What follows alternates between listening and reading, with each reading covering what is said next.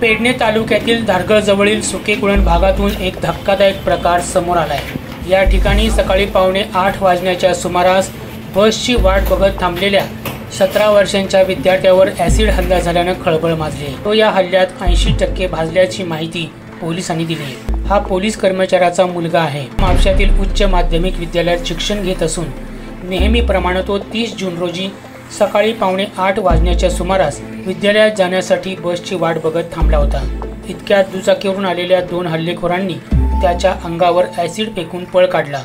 Acid अंगावर पडल्याने अंग होरपळू लागल्याने वृषभ सुमारे 100 मीटरपर्यंत धावत गेला, अशी माहिती प्रत्यक्षदर्शींनी दिली आहे। एका बाजूने त्याची त्वचा पूर्णपणे जळून आतलं मांस बाहेर आल्याचं बघून उपस्थितांच्या हृदयाचा थरकाप उडाला। त्यातील एकानं लगेच पोलीस आणि रुग्णवाहिकेला पाचारण केलं। काही वेळातच पेडणे पोलीस स्थानकाचे पथक घटनास्थळी दाखल झाले। जखमी अवस्थेत प्रथम म्हापशातील जिल्हा इस्पितळात दाखल करण्यात आलं। त्याची प्रकृती चिंताजनक असल्याचं लक्षात आल्यानंतर तिथून त्याला तात्काळ गोमेकॉत हलवण्यात आलं। सध्या गोमेकॉतील तज्ज्ञ डॉक्टर त्याच्यावर उपचार करत आहेत। त्याचे वडील पोलीस खात्यात सेवा बजावतात।